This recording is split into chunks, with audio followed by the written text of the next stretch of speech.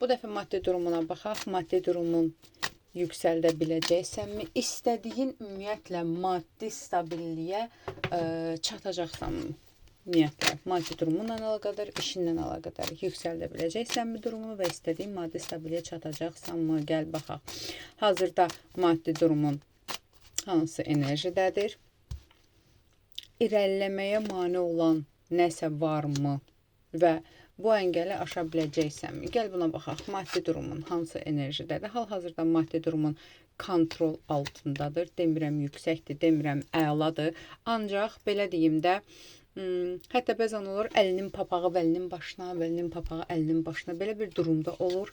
Amma idarə eləyirsən də, yəni bu şeylərlə, belə deyim də, acından ölmürsən, idarə eləyirsən, çabalayırsan, çalışırsan, ancaq əslində istədiyin irəliləyiş hələ ki tam deyil. Amma belə deyim də, qazanırsan və qazandığında xərcləyirsən, tam olaraq yığa bilmirsən. Bu dəqiqə yığım sezonu yoxdur. Maddi durumunda irəliləməyinə mane olan səbəb nədir? Əngəl varmı? Bəli, bu dəqiqə maddi durumunda kiçik bir əngəl var, ancaq o da tez bir vaxtda boşa gedəcək. Gəl baxaq, maddi durumunun yüksəlməyinə mane olan nəsə varmı? Maddi durumunun yüksəlməyinə mane olan hansısa bir əngəl varmı? Birincisi, əngəl sənin ruhsal yorğunluğundan gedir söhbət. İkincisi, komfort zonadan çıxmaq qorxundan gedir söhbət. Bundan savayı belə bir cadu əmgəl yoxdur və həmçinin deyim ki, bu müvəqqətidir bu. Demək olar ki, may ayından sonra sənin üçün maddi bir stabillik, maddi bir yüksəliş gəlir. Daha irəli bir etapa çıxacaqsan. Ancaq sən sadəcə olaraq burada qıtlıq enerjisi var. Sən konkret olaraq qıtlıq enerjisindəsən. Qorxursanmı, qıtlıq enerjisindəsənmi? Gəl baxaq. Ümumiyyətlə, maddi durumunda ruzinə, bərəkətinə, pul kanalına mane olan hansısa konkret blokaj varmı? Konkret blokaj deyil, sadəcə olaraq birincisi nəsildən gələn qıtlıq enerjisi kimi çıxır burada, hansı ki, yəni ola bilsin ki, kimlərsə nəsildən nəslə ötürülən bir enerjidir bu. Qorxursan, pul qazanmaqdanmı qorxursan, daha irəli getməkdənmi, komfort zonandan çıxmırsan. Məsələ budur ki, komfort zonadan çıxmaqdır səni əngəlləyən. Okey, gəl baxaq. Komfort zonadan çıxa biləcəksənmi? Komfort zonadan çıxa biləcəksənmi? Birincisi, gəl baxaq, bunun üçün nə etmək lazımdır? Bu blokajı açmaq üçün nə etmək lazımdır? Birincisi, bunun üzərində çalışmaq lazımdır. Necə çalışmaq? Okey, maddi durumunu daha irəli aparmaq üçün hansı addım atmalısan? Hansı addım atmalısan? Qorxularını kənara buraxmalısan. Negativlərdən təmizləməlisən. Burada konkret olaraq uzun zamandan gələn bir blokaj enerji var. Bu cadu əməl deyil, yenə də deyim sizə. Özünün özündə yaratdığın qorxular, özünün özündə yaratdığın blokajlar. Yəni, sistemi dəyişməlisən. Nəsildən nəslə, tutaq ki, ailə içində, ay filan kəs, məsələn deyirəm, hamı bir peşə ilə məşğul olur. Tutaq ki, bəzi nəsillər var ki, qadın ancaq tutaq ki, müəllim olmalıdır, nə bilim, nə olmalı, həkim olmalıdır.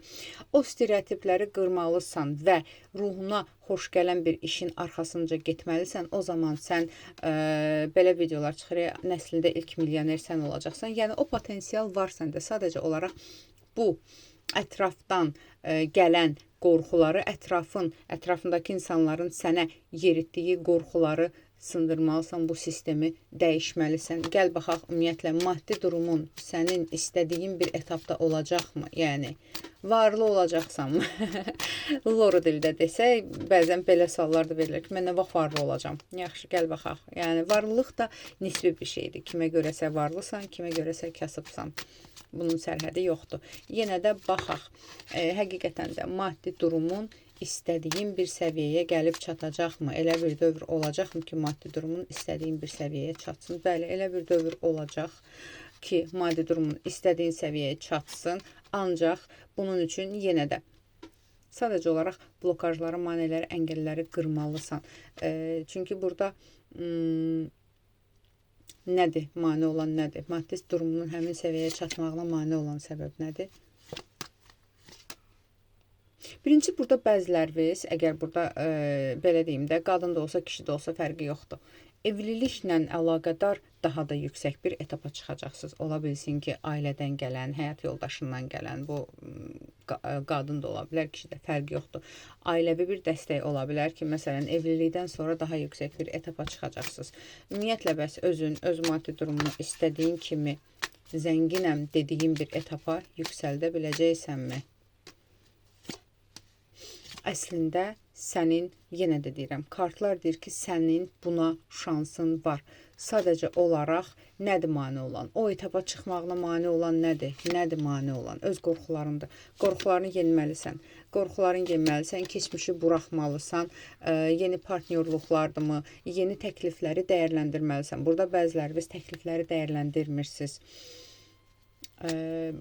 Olacaq, amma istədiyin kimi maddi durumunu yüksəldə biləcəksənmi? Yenə baxaq, bəli, istədiyin kimi maddi durumunu yüksəldəcəksən. Rahat ol, dincəl, özün də 7-8 dəfə soruşdum o sualı. Bəli, maddi durumunun əslində istədiyin bir yüksəlişdə ola biləcək bir dövrə çata biləcəksən. Sadəcə olaraq komfort zonadan çıx. Komfort zonadan çıxmağı necə anlayırsansa, elə anla. Adətdən, ənənədən, mental düşüncədən, stereotiplərdən, sistemlərdən çıxmalısan.